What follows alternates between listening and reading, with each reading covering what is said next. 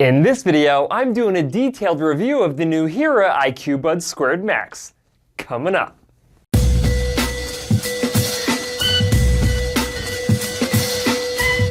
Hi guys, Cliff Olson, Doctor of Audiology and founder of Applied Hearing Solutions in Phoenix, Arizona. And on this channel, I cover a bunch of hearing-related information to help make you a better informed consumer. So if you're into that, make sure you hit that subscribe button. And don't forget to click the bell to receive a notification every time I post a new video.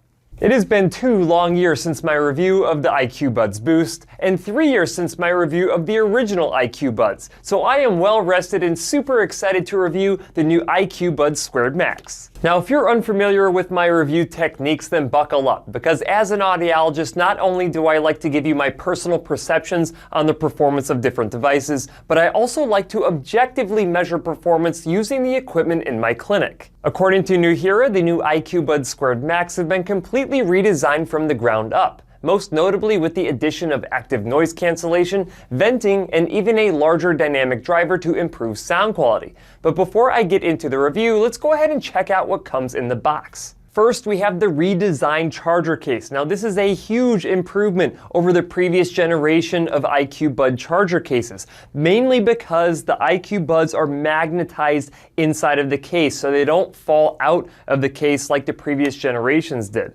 This right here is the case for the IQ Buds Boost. And what happens is that these devices are not anchored in there in any way, they just fall out. So if you end up throwing this old case inside of a bag and it gets jostled around at all, those IQ Buds disconnect and they turn on, which means you have a case that has a couple of feeding back IQ Buds inside of it. You don't run into that issue with the new case. The new charger case will also give you 3 additional charges of your IQ Buds. So that's an additional 15 hours of streaming and an additional 24 hours of live listen mode. It takes 90 minutes for a charge, and when you're done charging for that 90 minutes, you have 5 hours worth of streaming time stored inside of the IQ Buds and 8 hours worth of live listen mode stored inside of the IQ Buds. The only slight drawback that I can find with this case isn't the removal of the IQ Buds. I find that to be pretty easy, but it's the fact that they use micro USB still. Everything new in electronics is switching over to USB-C. It charges things faster, and quite frankly,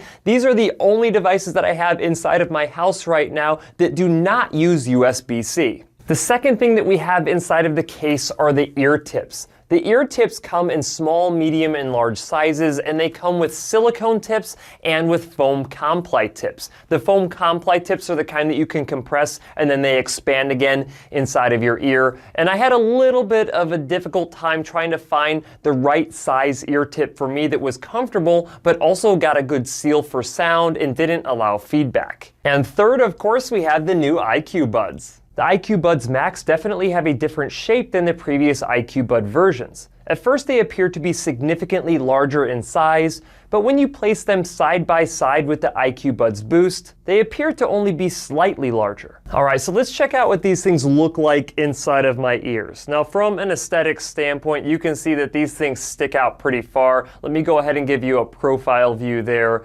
And I love that they have a new larger dynamic driver, but it definitely makes the devices stick out of your ears a little bit more. And in my opinion, I think that New Hera has to start focusing a little bit more on slimming these things down and giving them a little bit more of a sleeker look. As far as comfort goes, they are pretty comfortable as devices that I could wear for a few hours at a time, but I definitely couldn't wear them all day long. And the new redesigned ear tips are pretty comfortable, but they feel very similar to the previous versions of their older IQ Buds. As far as performance goes, there is a lot to cover. Now, because these devices are kind of like a hybrid, meaning they're an earbud, but they're also kind of like a hearing aid, and we may even call devices like these either a hearable or a wearable, I'm going to go ahead and split my review into 2 sections. And the first thing that I'm going to review is their performance as an earbud. New Hera added a 9.2mm dynamic driver to their new IQ Buds. A dynamic driver is one of the most common types of drivers inside of headphones nowadays, and by increasing the size to 9.2mm, it definitely allows them to drive significantly more bass than their previous IQ Bud versions. I must say that from a music standpoint, the new IQ Buds Squared Max do a significantly better job of giving you more bass. That being said, I feel like they give you better music quality than any other wireless earbud on the market that I have tested, and this includes the Apple AirPods Pro. The only issue that I have with these when it comes to the quality of streamed music is that Nuheara does not give you access to an equalizer to customize your own streamed audio. They also do not use their Ear ID feature, which I'll get into here in a minute, to optimize the sound quality of music either. The iQ Buds app has a mix of different features, both from a live listen perspective and from a streaming perspective. And since we're talking about the iQ Buds as an earbud, let's go ahead and get into the aspects of the app that influence this side of it. The app allows you to toggle between World On, which actively allows outside sounds in, World Off, which is a passive noise cancellation setting, and ANC On, which stands for active noise cancellation. I'll talk more about this in a few minutes. You can also activate an iQ Stream TV device. You need to purchase these separately, but they allow you to stream low latency audio directly from your TV into your iQ Buds. You can also do things like check out your battery life and change your touch controls. The faceplate of the iQ Buds Squared Max is touch sensitive, and there are a variety of adjustments you can choose from. You just have to figure out which ones work best for you. The iQ Buds even give you access to your Google Assistant. When it comes to phone call streaming through the iQ Buds, the sound is really good on my end, meaning I can hear the person talking to me really clearly. The problem is that the people that I talk to when wearing the iQ Buds, every single one of them tells me that they get an echo coming from me. And so what do? I go and turn off my Bluetooth on the phone, which means I'm disabling the iQ Buds from the phone call, and every single one of those individuals tell me that the echo goes away when I do that. Now, the main feature that everybody wants me to talk about is this active noise cancellation that you can now get in the iQ Buds Squared Max. Now, if you don't know what active noise cancellation is, think of it like this. You have two different types of noise cancellation. You have passive noise cancellation and active noise cancellation. Passive noise cancellation is any amount of noise reduction that you get by just sticking something inside of your ears. This would be like a basic earplug. So there is some amount of passive noise reduction just by sticking the iQ Bud inside of your ear. However, active noise cancellation takes a completely different approach. Active noise cancellation actually measures the incoming sound waves of noise, and it creates an inverted wave to cancel that noise out. So it is actively fighting against noise coming into the earbud. This is how devices with active noise cancellation can reduce outside sound even more. The thing is, I'm not actually able to tell if active noise cancellation is doing anything, because it sounds exactly the same to me in a noisy environment with it on and with it off. Now, I can actually perform some in-ear measurements to objectively measure how much passive noise reduction the iQ Buds Squared Max give me versus how much additional noise reduction occurs when I turn active noise cancellation on. The solid red curve illustrates how much sound is coming through the iQ Buds in World On mode when the microphones are active. The solid turquoise curve illustrates how much passive noise cancellation is reducing outside sound when I turn World Off. And the solid green curve illustrates how much additional reduction in outside sound occurs when I turn active noise cancellation on. As you can see, the turquoise curve and the green curve overlap with each other, indicating that my objective measurement of active noise cancellation does not reduce outside sound any more than passive noise cancellation. Now, I will say that active noise cancellation on actually does improve the sound quality of streamed music, but it's not due to any cancellation effect of outside sound because I was testing this out inside of a sound booth. So my suggestion is basically to just leave active noise cancellation on when you are streaming in music. Even if it's not actually canceling out any extra outside sound, it does make the audio quality better. All right, enough of the iQ Buds Squared Max as an earbud. Let's go ahead and get into what you came here for, which is using the iQ Buds Squared Max as a hearing aid. Now, to be clear, Nuheara does not claim that these are hearing aids. However, they are definitely designed and marketed to appeal to individuals with a mild to moderate level of hearing loss. They have also made the bold move of marketing them towards individuals with autism spectrum disorders and auditory processing disorders. Now, the first step in evaluating the iQ Buds Squared Max as a hearing aid to see how well these devices could treat these types of individuals, I need to perform the Ear ID hearing threshold evaluation.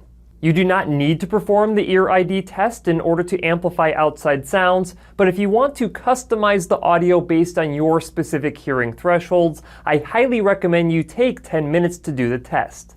The ear ID tests your hearing at 6 different frequencies between 500 Hz and 6000 Hz. I first took the ear ID test to see if it could identify my hearing loss. It was able to identify a portion of the cookie bite hearing loss in my right ear, but it was not able to test the full extent of the loss because of device limitations.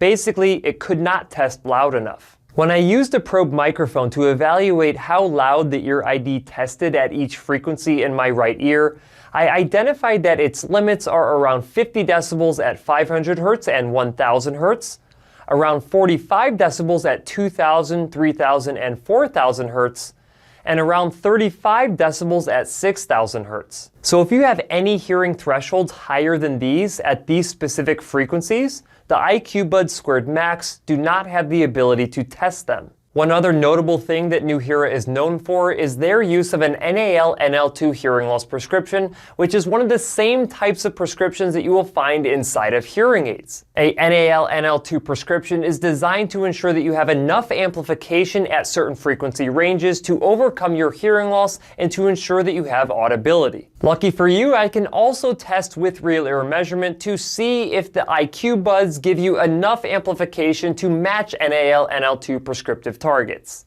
To do this, I had to create a hearing loss that is within the amplification capabilities of the IQ Buds Squared Max. Using the ear ID feature, I gave myself a mild hearing loss in the left ear, as indicated by the blue X's on this audiogram. For the right ear, which is indicated by the red circles on the audiogram, I gave myself the worst hearing loss that the ear ID is capable of measuring, which is a moderate hearing loss. So for the IQ Buds Squared Max, we're going to evaluate whether or not a mild NAL-NL2 prescription in the left ear can be met, and whether or not a moderate NAL-NL2 prescription in the right ear can be met. First, let me orient you with the real ear measurement screen. The solid black line represents a calibrated sound coming out of a loudspeaker in front of the person being tested. The solid pink line represents the natural increase in sound given by your ear canals without any devices in them yet. We call this the ear canal resonance. The pink hashmark line represents a NAL-NL2 hearing loss prescription target. This hashmark line will be different depending on the severity and configuration of a particular hearing loss, and is what we are trying to match with the solid lines. As we begin testing the IQ Buds, we are using a solid purple line to represent the amplification levels of the IQ Buds Squared Max, and a purple hashmark line to represent the NAL-NL2 prescriptive targets for a mild hearing loss in the left ear and a moderate hearing loss in the right ear. Ideally, what we would like to see is the solid purple line overlapping with the purple hashmark line as close as possible. Anywhere the solid line is below the hashmark line indicates underamplification. Anywhere it is over the hashmark line indicates overamplification. As you can see, the IQ Buds Squared Max do a pretty good job of getting close to the NAL-NL2 prescriptive targets for both a mild hearing loss and a moderate hearing loss. A few critiques that I have, besides some areas that are overamplified and some areas that are underamplified, are the visible feedback that occurred in the left ear and some insertion loss in the low frequencies of the left ear where the IQ Buds actually had a blocking effect of sound. I was actually kind of impressed with how close the IQ Buds Squared Max came to an NAL-NL2 hearing loss prescription for a mild and moderate hearing loss level inside of my ears. Sure, they did make my low frequencies a little bit worse, but the mid and high frequencies were actually looking pretty good. Now remember, when it comes to battery life, you get 8 hours worth of live listen mode, so when you actually have the devices set up to amplify external sounds coming in. And this does not include if you're also doing streaming throughout the day. If you're doing streaming as well, it's going to pull that 8 hours lower. You can get up to 32 hours worth of use, but remember you have to charge them several times throughout the day to actually achieve that. And it takes 90 minutes for a full charge. So if you end up using these devices periodically throughout the day, you'll probably be fine. But you're not going to be able to use them from the time that you get up to the time that you go to bed uninterrupted. Like I mentioned before, from a comfort standpoint, I can only wear them for a couple hours at a time anyway. I couldn't wear them for an extended period of time like I can with a traditional hearing aid. The IQ Buds Squared Max also have venting now inside of their earbuds, and I presume this is to prevent the occlusion effect. Basically, the occlusion effect is when the sound of your own voice is bone conducted through your jaw, it ends up in your ear canals, and if it can't escape outside of your ear canals, it ends up vibrating your eardrum, and you end up hearing your own voice extremely boomy and loud to yourself. Since you have to wear ear tips that completely seal off your ear canals, you end up running the risk of having this occlusion effect unless, of course, you can vent enough of your own voice outside of your ears. I personally still feel like there's a significant amount of occlusion effect that happens with these devices, to the point where I find it to be relatively annoying talking to someone else. However, if I don't talk at all and someone's just talking to me, everything's fine. On a side note, occluding or blocking off your ear canal is good from the perspective of trying to stream music, because you can't get the perception of low frequency bass tones if you have an open fitting ear tip. So while it makes your own voice really boomy and loud to yourself if you're talking to someone, it also improves sound quality significantly when you're listening to music. Now let's take a deeper look at what you can do with the app when it comes to using the IQ Buds as hearing aids. You have a variety of preset programs that you can select from that are each designed a little differently to maximize your ability to hear in different environments. In the World tab under the volume settings, you can toggle between World On, which enables the microphones to amplify your surroundings, and World Off or ANC On, which disable the microphones entirely. With World On, you can also adjust the volume of sound being amplified by dragging the slider to the right or to the left. Sync allows you to adjust the IQ Buds to either accentuate speech or to bring in more environmental sound, which Nuheara describes as ambiance. The probe microphone measurements that I conducted with Sync On and Sync Off did not show much of an acoustical difference there. However, I can perceptually tell that there is some additional speech that you pick up when you take it all the way over to the speech side, and you do get more of the surrounding sound when you take it over to the ambiance side. Now let's take a look at World EQ, which is the equalizer designed to allow you to customize your IQ Buds frequency response for amplified sound coming from the microphones. This particular feature definitely shifts amplification between low and high frequencies. Shift it to filter bass and it will boost the high frequency treble tones and reduce the low frequency bass tones as indicated by the solid red curve. On the other hand, if you shift it to filter treble, it will give back some of the low frequency bass tones and reduce the high frequency treble tones as indicated by the solid turquoise curve. One thing that I really wish Nuheara did was give me access to an equalizer more precise than World EQ. This way I could either increase or decrease the amount of amplification at each frequency range more specifically. Alright, let's take a look at the focus feature. When turned on, this feature is designed to primarily amplify sounds in front of you and suppress sounds coming from behind you. A simple way to objectively test the functionality of this feature is to turn focus on and measure sound coming from the front, which is illustrated by the solid green curve, and compare it to a measurement of sound coming from the back, which is illustrated by the solid pink line. This is a normal test that we'll typically perform with hearing aids called directionality. What we should see is the pink line significantly below the green line. However, this is not what is actually happening, calling into question whether or not this feature works at all. What it's showing us is that sound coming from in front and sound coming from behind are both amplified at the exact same level, which is not a good thing if you happen to be in a noisy environment and you're trying to hear the person that's right in front of you.